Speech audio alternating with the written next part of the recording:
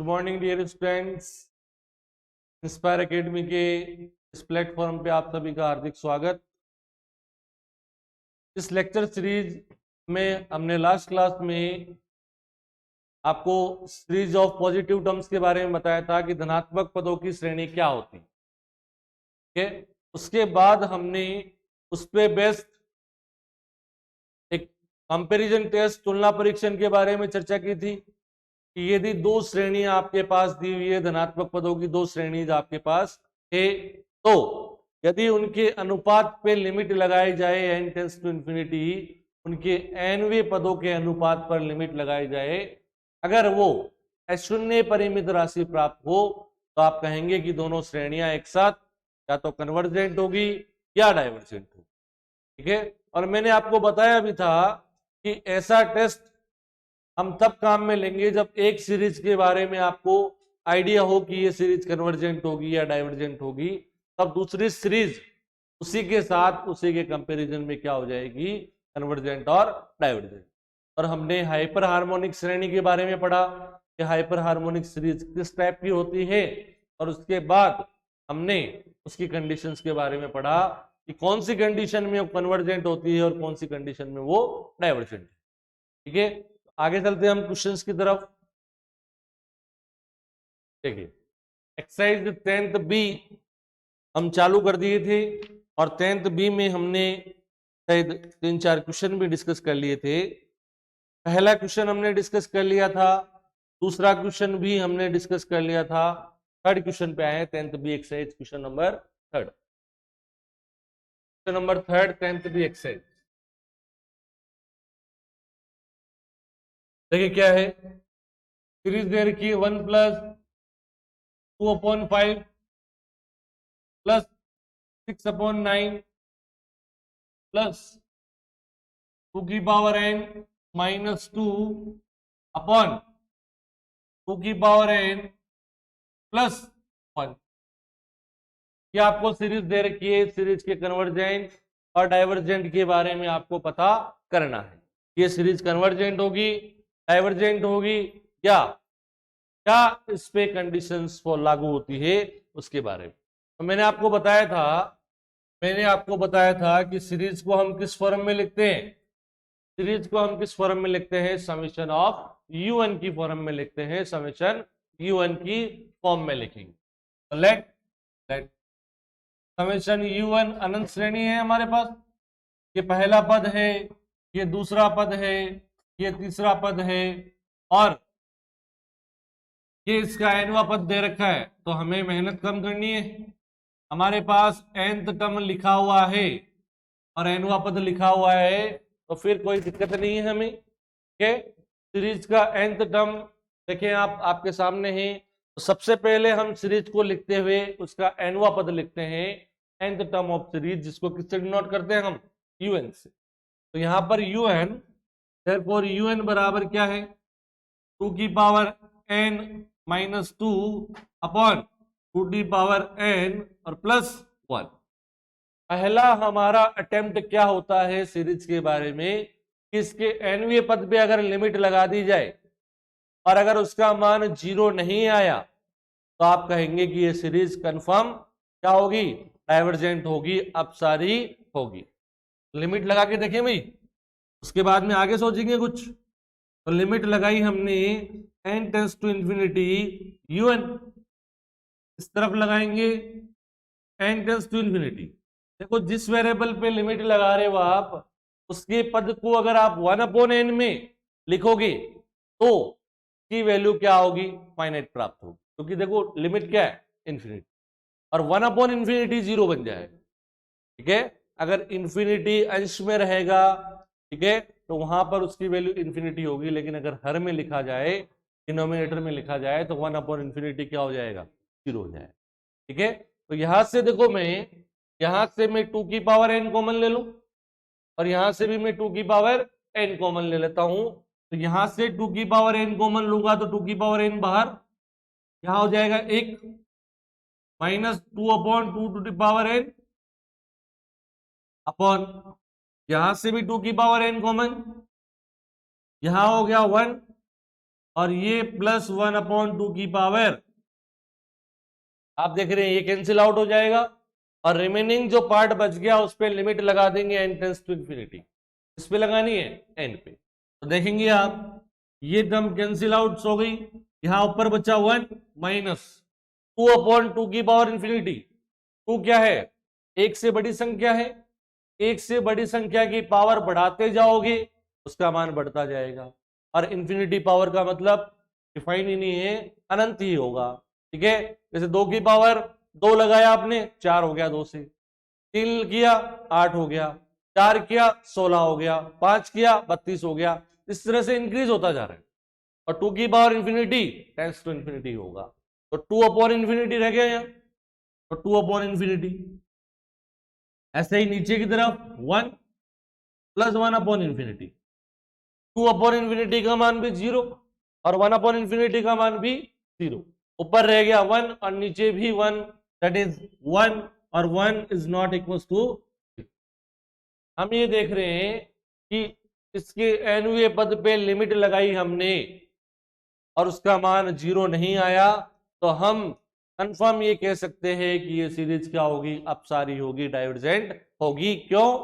क्योंकि सीरीज के कन्वर्जेंट होने के लिए नेसेसरी कंडीशन क्या थी भाई? नेसेसरी कंडीशन थी कि limit n tends to infinity un बराबर 0 होना ही चाहिए। अगर ये 0 नहीं है मतलब क्या, अभिसारी होने की आवश्यक प्रतिबंध नेसेसरी कंडीशन को ये होल्ड नहीं कर रहा है, और नेसेसरी कंडीशन को होल्ड नहीं कर रहा मतलब वो कन्वर्जेंट तो कभी नहीं हो सकता। तो यहां से हम क्या लिखेंगे आगे, इट एम्प्लाइज, ये तो मैंने ऐसे ही बताया है, इसके नीचे यहां से लिखेंगे it implies summation un, series summation un is divergent, अपसारी डाइवर्जेंट। ओके, अपसारी। देखिए भाई, देखो इसको लिख लेंगे भाई फटाफट।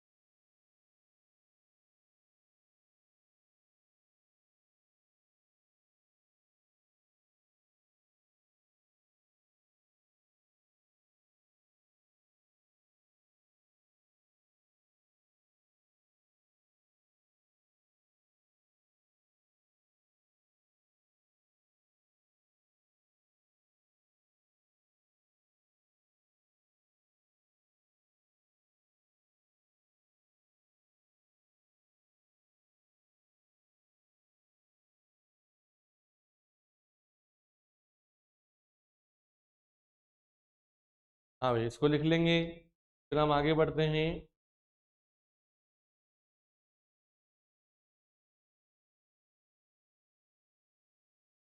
हमने 3-4 तरीके पढ़े हैं सीरीज के कन्वर्जेंट डाइवर्जेंट के लिए अभी तक।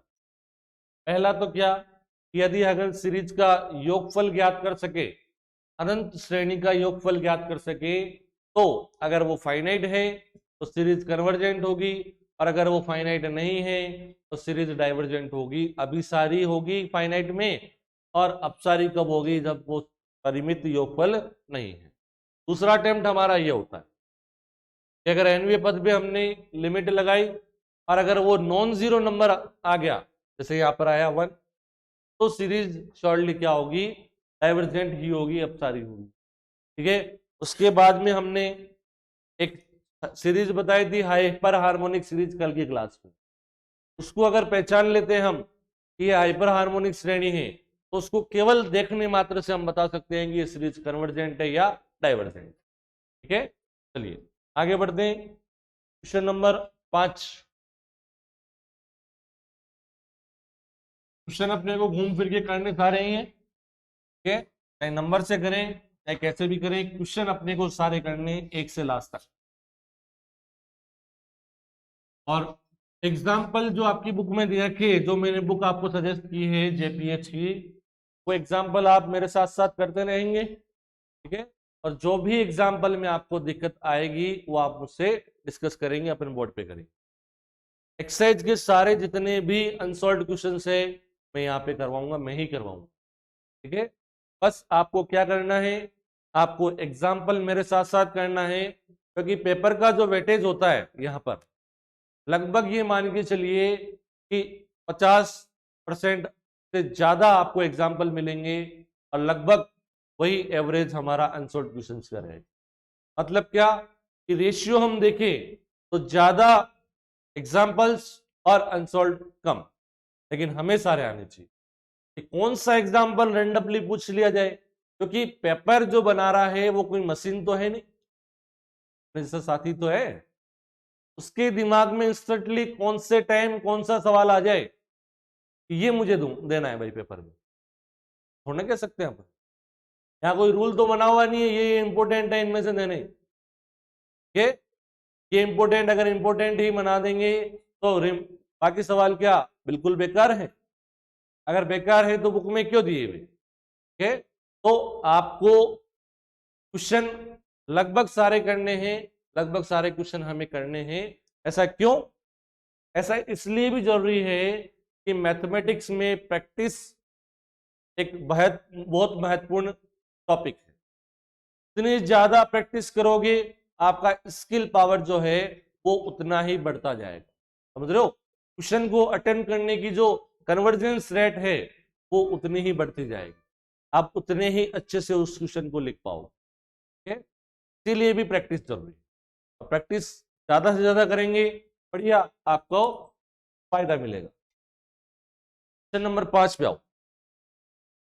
नंबर 5 क्या दे रखा है, series 3/5 plus 4/5 square plus 3/5 cube plus 4/5 की पावर 4 प्लस 3/5 की पावर 5 प्लस 4/5 की पावर 6, इसी कंटिन्यूशन में आगे तक चलता रहे।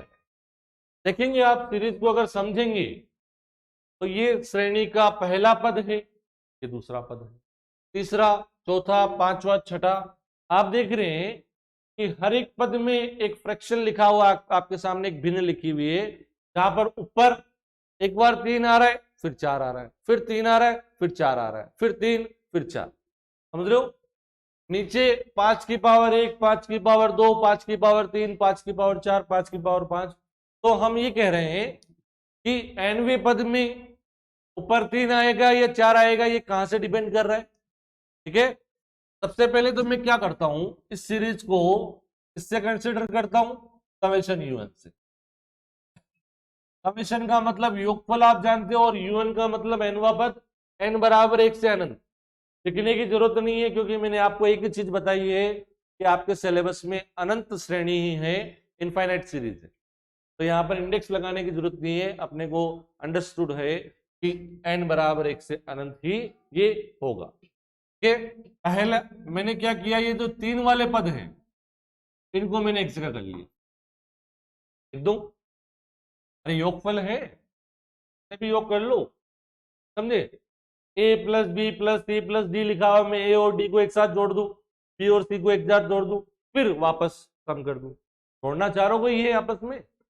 मैंने क्या किया, 3/5 3/5 की पावर 3, 3/5 की पावर 5, इसी कंटिन्यूशन में ये चलता रहेगा 3 वाला प्लस प्लस, ये 4 वाला लिख देता हूं, 4/5 स्क्वायर, 4/5 की पावर 4, 4/5 की पावर 6, 4/5 स्क्वायर, 4/5 की पावर 4, 4/5 की पावर 6, और इसी कंटिन्यूशन में ये भी आगे तक चल रहा है, इसी कंटिन्यूशन में ये भी चल रहा है।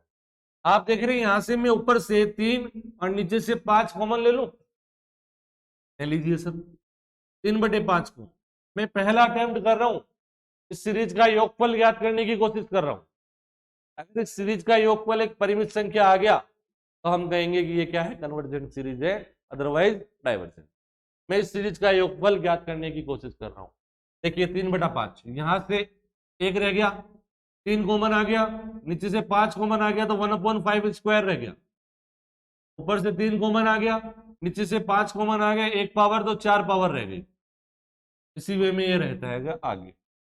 प्लस यहां देखिए, यहां से 4 कॉमन ले लिया और 5 की पावर 2 कॉमन ले लिया, 4 कॉमन ले लिया और नीचे से 5 की पावर 2 कॉमन ले लिया, तो यहां रह गया 1, ऊपर से 4 कॉमन, नीचे से 5 की पावर 2 कॉमन तो 5 की पावर 2 रह गया, ऊपर से 4 कॉमन आ गया, नीचे 5 की पावर 2 तो 5 की पावर 4 रह गया बेटा। ठीक है, यहां देखो दोनों पदों में ये टर्म कॉमन आ रही है, ये आपको अनंत पदों का योगफल दिख रहा है, ये कॉमन आ रहा है दोनों में।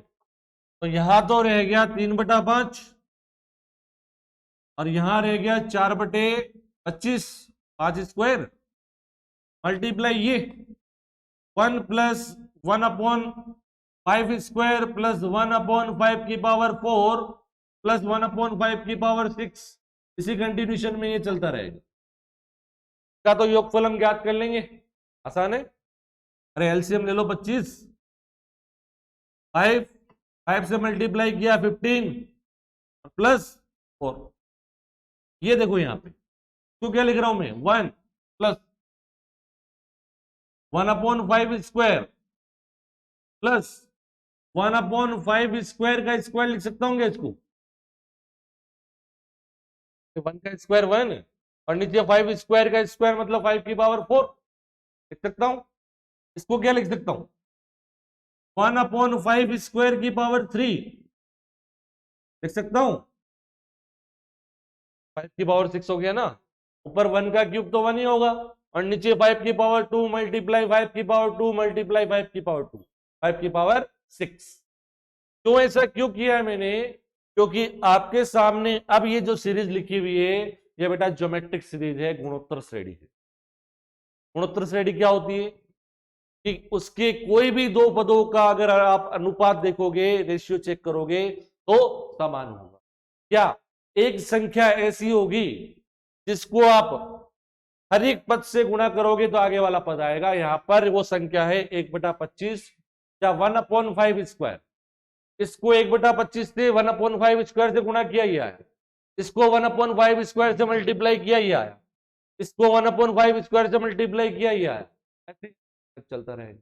ऐसी सीरीज क्या कहलाती है, गुणोत्तर श्रेणी कहलाती है। और हमने जनरल वे में अगर पढ़ा है गुणोत्तर श्रेणी को, इसका पहला पद ए और कॉमन रेशियो अगर आर है तो ए आर हो जाएगा दूसरा पद, तीसरा हो जाएगा ए आर स्क्वायर, चौथा हो जाएगा ए आर क्यूब। अगर ये अनंत श्रेणी है, अनंत गुणोत्तर श्रेणी है, इनफाइनाइट सीरीज है, तो इसका योगफल होता है एस बराबर एस एन तो होता है एन पदों का, a/1 - r। पूरी अनंत गुणोत्तर श्रेणी का योगफल, पूरी अनंत गुणोत्तर श्रेणी का योगफल क्या होता है, a/1 - r। पढ़ा होगा आपने छोटी क्लासेस में, अर्थमेटिक सीरीज पढ़ी, ज्योमेट्रिक सीरीज पढ़ी, सारी पढ़ी हुई, समांतर श्रेणी पढ़ी, गुणोत्तर श्रेणी पढ़ी, हरात्मक श्रेणी पढ़ी थी ना। तो अगर गुणोत्तर श्रेणी अनंत श्रेणी है जिसका पहला पद ए और कॉमन रेशियो सार्व अनुपात जिसको आप हिंदी में बोलते हो अगर वो आर है तो उसका योगफल होता है a/1 - r। ए हो गया प्रथम पद और आर हो गया कॉमन रेशियो, तो इसका योगफल में लिख दूंगा। अगर वो परिमित है परिमित जो भी आएगा वो देखेंगे, लेकिन यहां से हम योगफल लिख सकते हैं। इसके नीचे दिख रहा है, दिख रहा है, चलो एक स्टेप और लिख देते हैं। 19/25 हो गया बेटा, ये तो पहला पद क्या, पहला पद ए मतलब 1 अपॉन 1 माइनस 1/25, इसको सॉल्व कर लो बेटा। 19/25 हो गया ये, एक लघुत्तम लोगे, देखो इसके नीचे एक लिख दूं मैं, 25 लघुत्तम 24/25 हो गया। ये वाला 25 यहां ऊपर लिखा जाएगा तो 25/24 हो जाएगा, 25/24। 25 25 cancel, 19/24 that is finite number. इस इनफाइनाइट सीरीज का योगफल क्या आ गया हमारे पास? फाइनाइट आ गया, और फाइनाइट आ गया तो ये श्रेणी क्या है भाई? कन्वर्जेंट। क्या है? अभिसारी है। ये हमारा पहला अटेम्प्ट में सॉल्व हो गया, तो हम इस तरह से इसको सॉल्व करेंगे। उतारें, किसी को कोई डाउट है तो पूछ सकता है, बहुत आसान है। बस आपको सवाल को समझने की जरूरत है कि ये क्वेश्चन किस तरह से अटेम्प्ट किया जाए। सेकेंड क्लास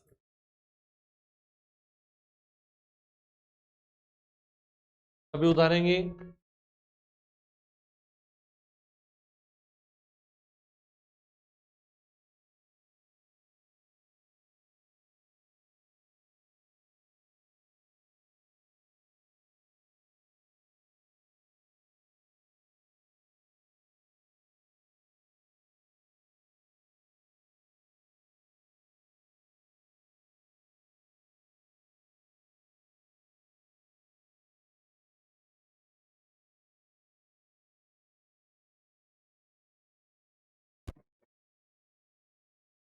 बस आप, जो भी बच्चा आज आज क्लास अटेंड कर रहा है हमारी, वो पिछले लेक्चर देखेंगे, और पिछले लेक्चर जब देख लेंगे तो उनको बहुत अच्छे से समझ में आएगा। ठीक?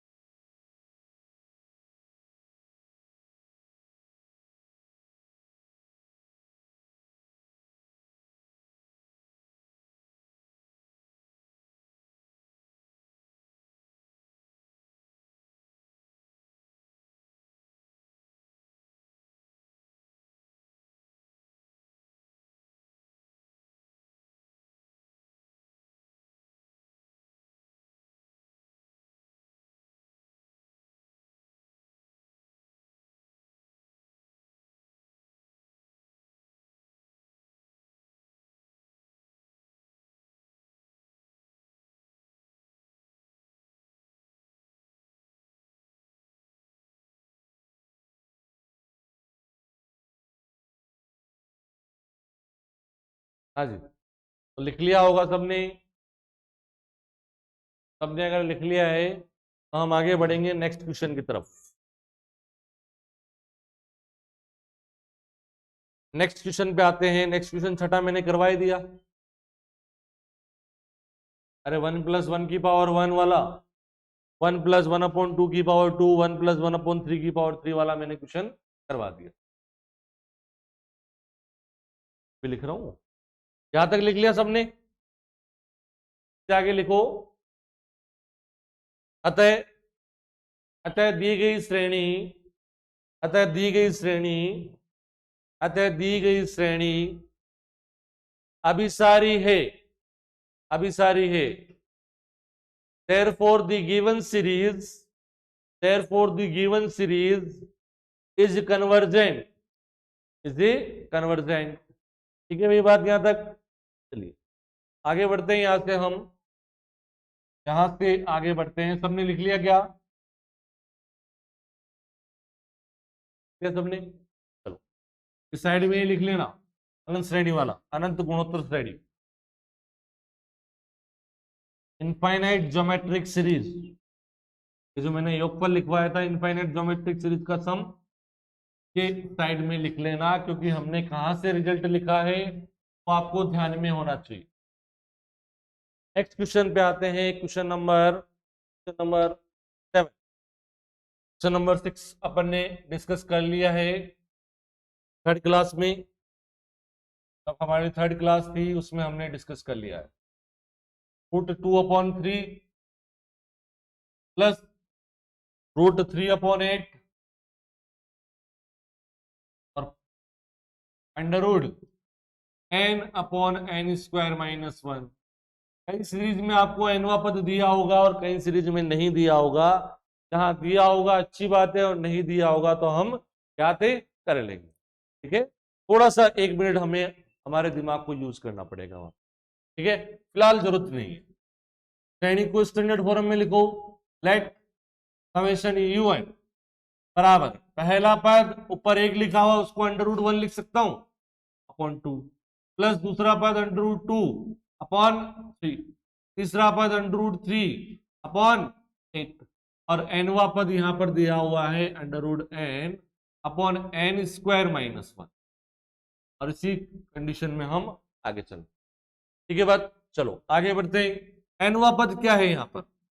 nवा पद है हमारे पास √n अपॉन n स्क्वायर -1। सबसे पहले हमारा अटेम्प्ट क्या कि इस सीरीज को अगर मैं देखता हूं तो मुझे नहीं लगता कि इस श्रेणी का योगफल हम ज्ञात कर सकते हैं, क्योंकि अनंत श्रेणी है। और आप देखें नीचे 2, 3, 8 जो भी आएगा आगे 15, तो उस सीरीज का योगफल ज्ञात करने के लिए आपके पास कोई सीक्वेंस नहीं बैठ रहा है। कब तक आप लघुत्तम लेते रहे, नीचे की तरफ नंबर चेंज हो रहा है लगातार, तो इस सीरीज का योगफल ज्ञात करना संभव नहीं है। तो दूसरे अटेम्प्ट पे आ जाओ। दूसरा अटेम्प्ट क्या है, nवें पद पे लिमिट लगाते हैं। अगर वो 0 नहीं आता है तो डाइवर्जेंट होगा, अगर 0 आ गया उसका मान तो कन्वर्जेंट या डाइवर्जेंट कुछ भी हो सकता है, दोनों में से कुछ भी हो सकता है। फिर इस टेस्ट से पता नहीं कर सकते, फिर दूसरे टेस्ट के बारे में सोचेंगे। तुलना परीक्षण कल बताया था, वैसा सोचेंगे। तो देखिए सबसे पहले nवें पद पे लिमिट लगा के देखिए, क्या पता 0 नहीं आए, और 0 नहीं आए तो हमारा काम हो जाएगा। तो देखो that implies limit n tends to infinity un का मान क्या है, limit n tends to infinity √n को मैं n की पावर 1/2 लिख दूं। नीचे देखो n स्क्वायर है, मैं इस n को 1/n में लिखने की कोशिश करूंगा तो यहां से n स्क्वायर कॉमन क्या हो जाएगा, ये n स्क्वायर यहां हो गया 1 और यहां पे 1/n स्क्वायर। आज समझ में आई मेरी? ऊपर देखो 1/2 पावर है, नीचे 2 पावर है, कैंसिल कर देंगे, कितनी पावर बच जाएगी नीचे? अरे 2 में से 1/2 घटा दो, इतनी ऊपर पावर है वो कैंसिल हो जाएगी, मतलब 2 - 1/2 3/2। तो क्या हो जाएगा, इसको सिंप्लीफाई करके लिखेंगे तो that implies limit n tends to infinity un बराबर limit n tends to infinity 1 और नीचे n की पावर 3/2 1 - 1/n स्क्वायर। अब देखो लिमिट लगाएं, अब तो कोई चांस ही नहीं और कोई सॉल्व करने का। ये तो हो गया 0, 1/∞ ये हो गया 0, 1 - 0 ये हो गया 1, ये वेक्टर का मान हो गया 1, ऊपर 1, लेकिन ये इंफिनिटी रह गया। तो 1/∞ टोटली क्या हो गया, ये टर्म 0। इस पूरी लिमिट का मान क्या हो गया 0। तो यहां से हमें पता नहीं लग रहा है कि ये सीरीज कन्वर्जेंट है या डाइवर्जेंट। कल भी करवाया था हमने ऐसा क्वेश्चन, एक कल भी हमने ऐसा क्वेश्चन किया था। अगर ये 0 नहीं आता, 1 आ जाता, 2 आ जाता, 1/2 1/3 कुछ भी वैल्यू आ जाता, नॉन जीरो नंबर, तो हम ये कहते कि श्योरली ये लिमिट क्या है, डाइवर्जेंट, सॉरी ये जो सीरीज है वो डाइवर्जेंट सीरीज है अपसारी श्रेणी। अब ये टेस्ट हमारे लिए फेल हो गया। नई चीज सोचेंगे तो कौन सा टेस्ट काम में लेंगे, कंपैरिजन टेस्ट। आपको साफ दिखाई दे रहा है यहाँ पे कि हम इसकी सहायक श्रेणी मानेंगे एक, और वो कैसी होती है, हाइपर हार्मोनिक श्रेणी। मैंने कल बताया था आपको कि हाइपर हार्मोनिक सीरीज होती है भाई समेशन 1/n की पावर p। इसका nवा पद कितना हो, ऊपर तो 1 और नीचे n की पावर में p। यहां पर p कोई भी नंबर हो सकता है, कोई रियल नंबर हो सकता है। अगर p का मान 1 से बड़ा है तो ये सीरीज होगी अभिसारी, और p का मान 1 या 1 से छोटा है तो ये सीरीज होगी डाइवर्जेंट अपसारी। देख के बता सकते हो, जिसका nवा पद ये। और मैंने उसके बाद में आपको एक रेशियो टेस्ट बताया था कि यदि आपके पास 2 धनात्मक पदों की श्रेणियां हैं, समेशन un और समेशन vn, इसका nवा पद un और vn है, अगर इनके रेशियो पे लिमिट लगा दी जाए n टेंड्स टू इंफिनिटी, तो अगर इसका मान नॉन जीरो फाइनाइट नंबर आ जाए तो हम ये कहेंगे नॉन जीरो फाइनाइट नंबर मतलब अशून्य परिमित राशि, तो हम कहेंगे कि दोनों श्रेणियां या तो एक साथ कन्वर्जेंट होगी या एक साथ डाइवर्जेंट होगी। ऐसा कब लेंगे हम काम में? जब दोनों सीरीज में से एक सीरीज के बारे में आपको पता हो कि ये कन्वर्जेंट है या डाइवर्जेंट है, तो उसी के अनुसार दूसरी सीरीज भी कन्वर्जेंट और डाइवर्जेंट हो जाए। कहने का मतलब क्या कि दोनों में से एक सीरीज हमारी क्या हो, हाइपर हार्मोनिक सीरीज टाइप की हो। को देख के पता कर सकते हैं, अरे इसको पी की वैल्यू तो देखनी है, पी की वैल्यू जैसे एक से बड़ी है कन्वर्जेंट और एक या एक से बराबर तो डाइवर्जेंट। क्लियर? तो यहां से हम देख रहे हैं कि ये टर्म किसके कारण जीरो आया, इसके कारण कि जो जितना भी एक्स्ट्रा एन लिखा हुआ है ना नीचे की तरफ, इसको हम अलग कर देंगे। तो ये अलग कब होगा? हम इसकी यूएन की सहायक श्रेणी मान रहे हैं, तो माना एक श्रेणी मान रहा हूं मैं समेशन वीएन, इसका एनवा पद क्या है बेटा 1/n की पावर 3/2। ठीक है, एक सीरीज मानी मैंने कौन सी टाइप की, हाइपर हार्मोनिक सीरीज टाइप की 1/n की पावर 3/2, और मैंने बता दिया कि आपको कैसे मानना है। तो भी एक्स्ट्रा एन लिखा हुआ जिसके कारण जीरो आई इसकी वैल्यू, अरे इसके कारण जीरो थोड़ा ना आई थी, इसके कारण तो 1 आया था। अगर इसको हटा दूं मैं तो इसका मान जीरो नहीं आया। समझ में आ गई बात? और ये हटेगा कब? मैंने एक श्रेणी मान दी जिसका एनवा पद क्या है वीएन। अब मैं यूएन में वीएन का भाग दे रहा हूं। यूएन मतलब क्या? ये मतलब सिंप्लीफाई करके ये, इसी को तो सिंप्लीफाई किया है, ऊपर n की पावर 1/2 हो गया, नीचे से n स्क्वायर कॉमन लिया, इसी को सिंप्लीफाई करके तो ये लिखा है पूरा में। तो u1 हो गया 1/n की पावर 3/2, 1 - 1/n स्क्वायर, और इसमें भाग देना है vn का। vn कौन सा? ये रहा 1/n की पावर 3/2। इस भिन्न से भाग देना या इसके रेसिप्रोकल से गुणा करना एक ही बात है, समझे? अरे इससे भाग दो चाहे इसके रेसिप्रोकल इसके व्युत्क्रम से गुणा करो, एक ही बात है। ऐसा नहीं कहते क्या अपन? तो डिवाइड a/b, तो क्या लिख सकते हैं 2 गुणा b/a के रेसिप्रोकल से मल्टीप्लाई कर दो। कैसे आता है ये देखो, 2/a/b, ऑटोमेटिकली ये ऊपर आ जाएगा, क्या आ जाएगा 2b/a। तो ऐसा ही यहां कर सकते हैं, यहां ऐसा करेंगे तो यहां गुणा का साइन आ जाएगा और इसका रेसिप्रोकल हो जाएगा n की पावर 3/2/1, और ये कैंसिल हो गया, ये कैंसिल हो गया। अब अगर इस पे लिमिट लगा दी जाए कौन से टेस्ट के लिए? कंपैरिजन टेस्ट, तुलना परीक्षण से। तो लिमिट लगाऊं मैं इनके रेशियो पे, limit n tends to infinity un/vn पे मैंने लिमिट लगाई, तो limit n tends to infinity ऊपर 1 नीचे 1 - 1/n स्क्वायर, इसका मान आ गया 1, that is non zero finite number, अशून्य परिमित राशि। अशून्य परिमित राशि है तो ये तुलना परीक्षण कंपैरिजन टेस्ट ये कहता है कि दोनों सीरीज एक साथ या तो कन्वर्जेंट होगी या डाइवर्जेंट होगी। Both the series are either convergent और डाइवर्जेंट। लेकिन हमें एक सीरीज को इसके बारे में पता है, ये कौन सी सीरीज है? हाइपर हार्मोनिक श्रेणी है, जहां पर पी का मान कितना है 3/2, और 3/2 एक से बड़ा होता है, और एक से बड़ी कंडीशन में ये श्रेणी क्या हो गई बेटा? अभी सारी कन्वर्जेंट हो गई, कन्वर्जेंट सीरीज हो गई, और ये सीरीज कन्वर्जेंट तो ये सीरीज भी कन्वर्जेंट। कौन से टेस्ट से? Comparison test.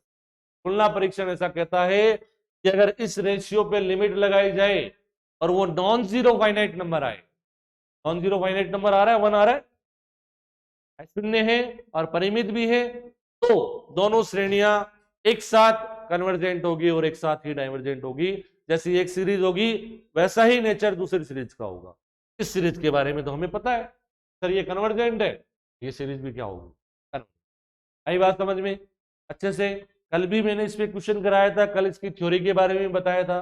तो आप जो बच्चे आज की क्लास ले रहे हैं वो पिछला लेक्चर हमारा देख के इन सारी चीजों को समझ सकते हैं। बाकी मेरा प्रयास यही रहता है कि जो आज देख रहे हैं उनको आज ही हर संभव प्रयास से समझाया जाए। ओके,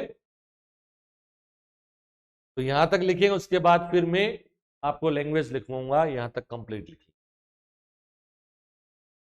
मान के चलिए कल भी मैंने आपको बताया था कि इस एक्सरसाइज में लगभग 90% जो क्वेश्चन है वो इसी टेस्ट पे होंगे। वही आपको सहायक श्रेणी माननी है, वही डिवाइड करना है, लिमिट लगाना है, सारी चीजें यही प्रोसीजर है वो।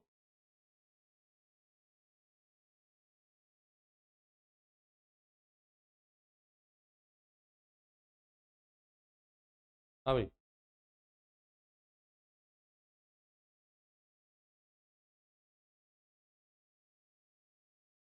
दूसरी मानोगे तो ये जीरो आ जाएगा कल को।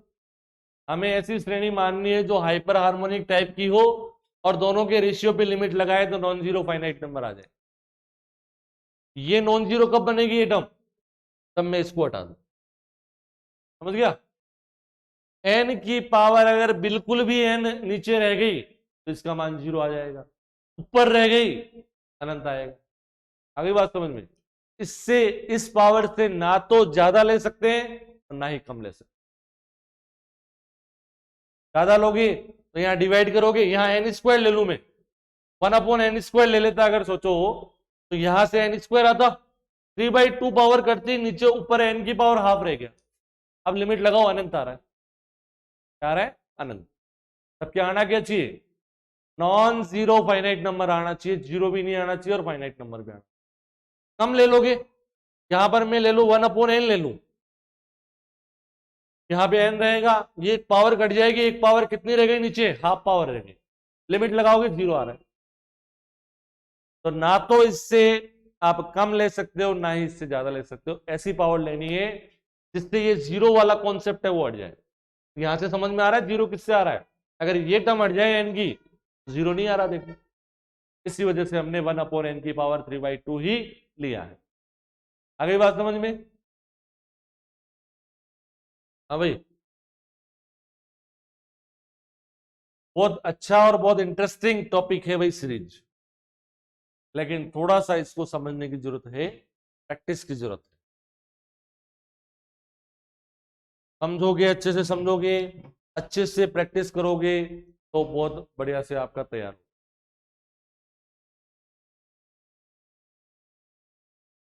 यहां से आगे लिखवाऊं मैं? क्या लिख रहे हो अभी? चलो इंग्लिश वाले लिख लो पहले। Then then according to comparison test, according to comparison test, both the series summation un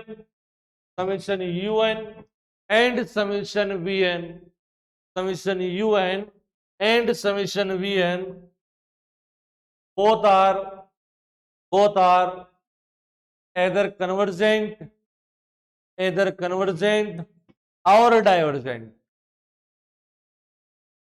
but summation vn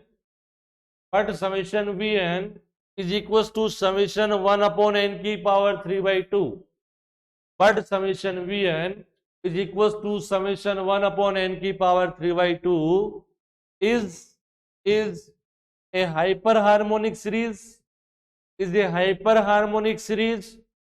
with p is equals to 3/2 greater than 1, p is equals to 3/2 greater than 1, then implies, नई line से लिखोगे, then implies summation vn is convergent, और then implies summation un is convergent। आगे बात समझ में? हाँ भाई, हिंदी वाले बच्चे लिखेंगे आगे, अतः अतः तुलना परीक्षण से दोनों श्रेणियां समेशन यूएन व समेशन वीएन, अतः तुलना परीक्षण से दोनों श्रेणियां समेशन यूएन व समेशन वीएन या तो अभिसारी होगी या अपसारी, परंतु समेशन वीएन बराबर समेशन 1/n की पावर 3/2, एक हाइपर हार्मोनिक श्रेणी, कल लिखवाया था, हाइपर हार्मोनिक श्रेणी है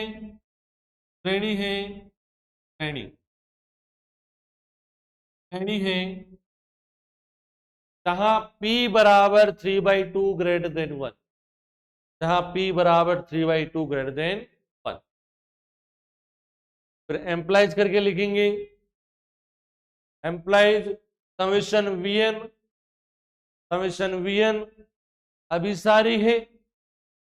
अभिसारी है, दैट एम्प्लाइज समेशन यूएन भी अभिसारी है, समझ में आ गया कॉन्सेप्ट। अब देखो लैंग्वेज आपको पता लगेगी कैसे कैसे लिखना है। अब लगभग सवाल ऐसे ही है, अपन फटाफट उनका एनवा पद देखेंगे और सहायक श्रेणी मानेंगे। सहायक श्रेणी मानते हुए हम चेक करेंगे कि ये सीरीज कन्वर्जेंट है या डाइवर्जेंट है, उसके बारे में हम पता कर सकते हैं। ये मिटा दूं मैं,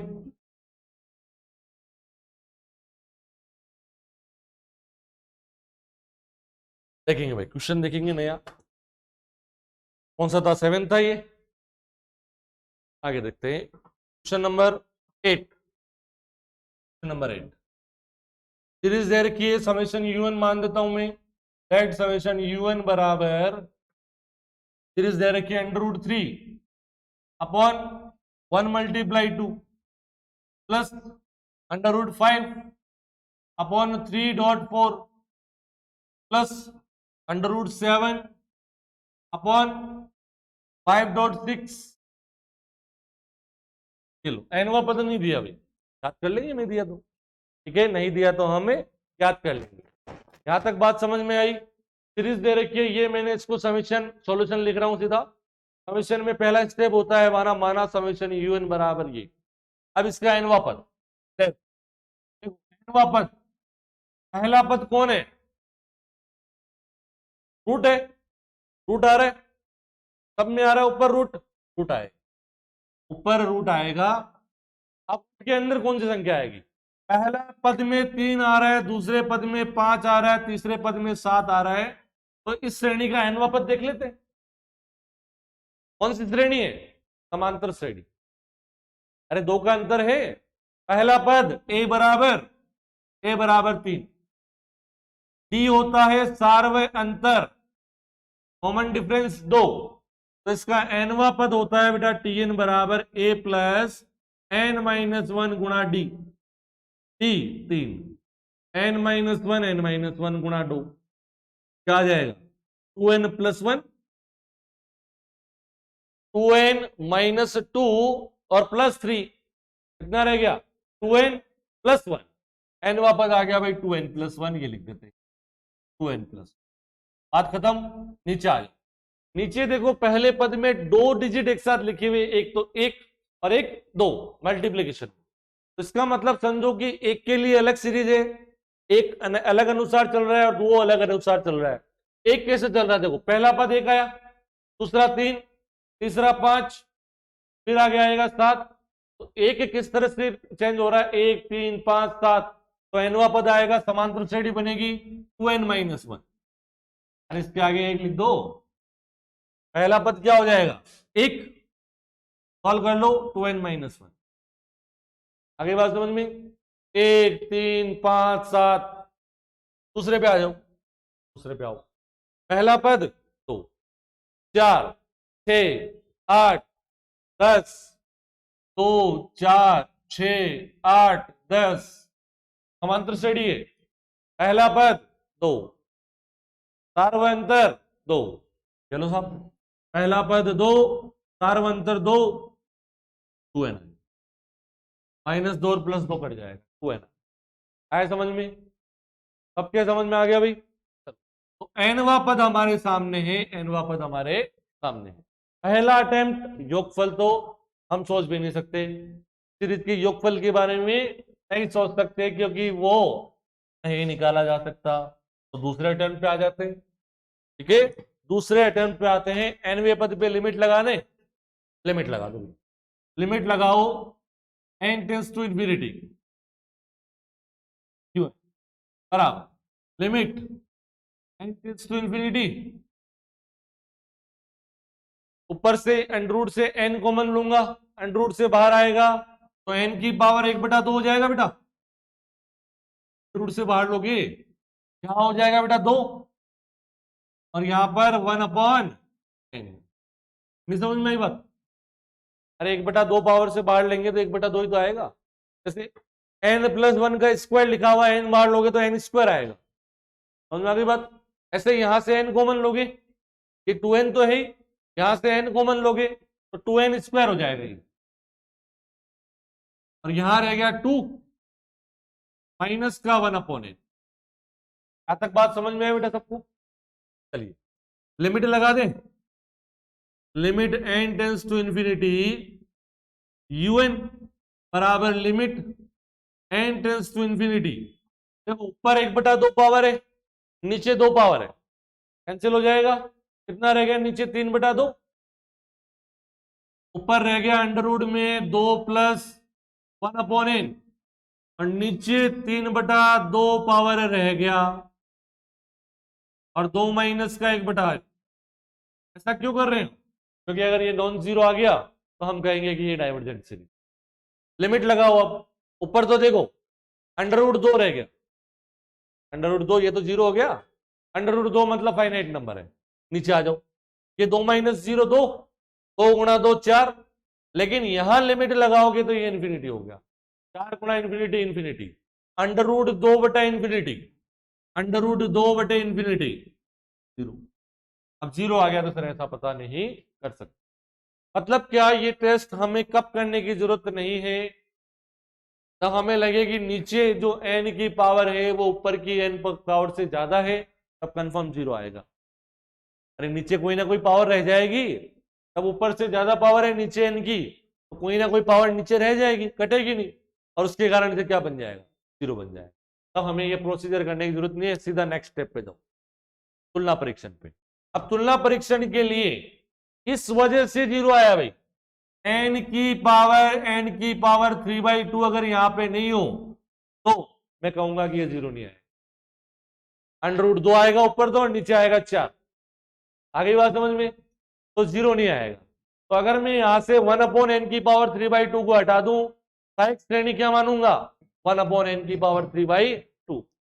आ गई बात समझ में? नाउ पिछला वाला क्वेश्चन बन गया, लेट समेशन Vn बराबर समेशन 1/n की पावर 3/2, देन un/Vn, un में Vn का भाग देना है, un है हमारे पास under root 2 + 1/2, sorry 1/n upon n की पावर 3/2 गुणा 2, और 2 माइनस का 1/n। इससे भाग देना या इसके रेसिप्रोकल से गुणा करना एक ही बात है, 3/2/1। ये कैंसिल हो जाएगा सर, ये कैंसिल हो जाएगा, और लिमिट लगा देंगे आप n इसके रेशियो पे, limit n tends to infinity un/Vn बराबर, लिमिट लगाएंगे तो देखो ये तो हट गया, ऊपर देखो √2 + 0, समझ में आ रहा? अरे लिमिट लगानी है n टेंस टू इंफिनिटी, ये तो हट ही गया, n की जगह इंफिनिटी रखना है, कहने का मतलब 1/∞ 0, अंडर रूट 2 रह गया ऊपर, और नीचे रह गया बेटा ये हो गया 0, 2 - 0 2, और 2 और ये 2 4, 4 रह गया। क्या आई वैल्यू? जो भी I non zero finite number है, 1/2 √2 I value, 1/2√2 non zero finite number है, और नॉन जीरो फाइनाइट नंबर है तो वही लाइनें लिखनी है जो पिछले क्वेश्चन में लिखी थी। अतः तुलना परीक्षण से दोनों श्रेणियां एक साथ या तो अभिसारी होगी या अपसारी होगी, वही सीरीज है आपके पास, परंतु समेशन वी एन बराबर 1/n⁴/2 एक हाइपर हार्मोनिक सीरीज है जहां पर p का मान 3/2 एक से बड़ा और एक से बड़ा, तो समेशन वी एन क्या हो गई कन्वर्जेंट, और समेशन वी एन कन्वर्जेंट तो समेशन यू एन भी कन्वर्जेंट। बात समझ में आ गई अच्छे से? लगभग सारे सवाल इस एक्सरसाइज के अब ऐसे ही, तो उसमें हम ऐसा ही करेंगे सब में, ठीक है भाई। तो आज के लिए इतना ही, नेक्स्ट क्लास में इसके नए क्वेश्चंस के साथ मिलेंगे और इसको लगभग कंप्लीट करने की कोशिश करेंगे, ठीक है। चलो धन्यवाद। आप जो भी बच्चे मैं कह रहा हूं आज जुड़े हैं, नए जुड़े हैं, वो हमारे YouTube channel physics bye inspire academy और मैथ्स बाय इंस्पायर एकेडमी दोनों यूट्यूब चैनल पे हमारी क्लास अवेलेबल है, वहां से आप देख सकते हैं, ठीक है। धन्यवाद।